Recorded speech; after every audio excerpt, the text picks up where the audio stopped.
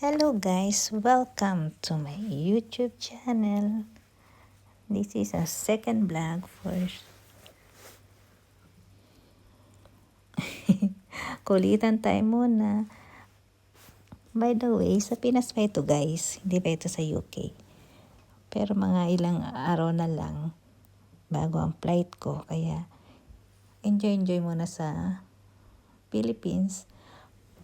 Binilan ko ng pool yung pamangkin ko. Kasi malayo din nung araw, malapit yung ilog dito sa amin. Kaya lang habang tumatagal, palayo ng ilog. Tapos sobrang init pa. So, kaysa pumunta pa dun, meron naman kami ditong poso. Meron namang bubong. Bumili lang kami ng pool. Pero para mas nag-i-enjoy yata yung tita kaysa sa pamangkin.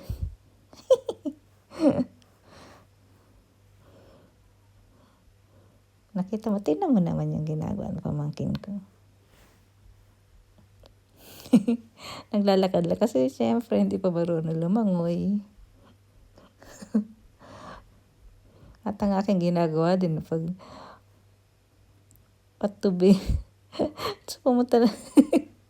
Ilagay lang yung ulo sa poso para mabasa. Kasi hindi rin naman ako marunong lumangoy.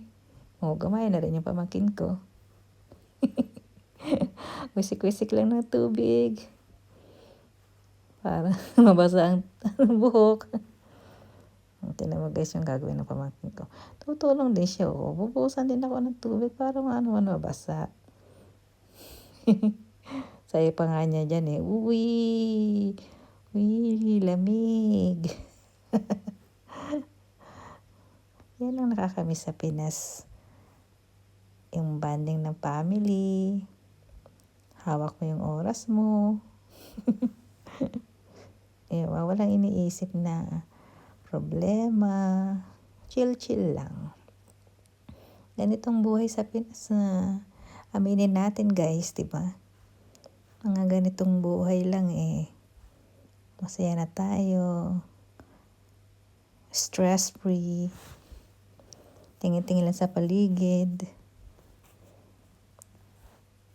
Enjoy na lang muna ng summer kasi pagkatapos nito ng summer, punta na tayo sa malapit na lugar. Balot na naman tayo.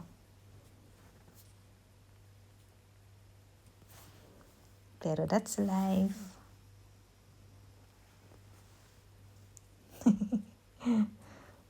Masaya talaga pag nakikita mo yung pamangkin mo ganyan. Nag-i-enjoy din siya. At the same time, nag-i-enjoy din siyempre yung tita. Mahilig din siyang gumaya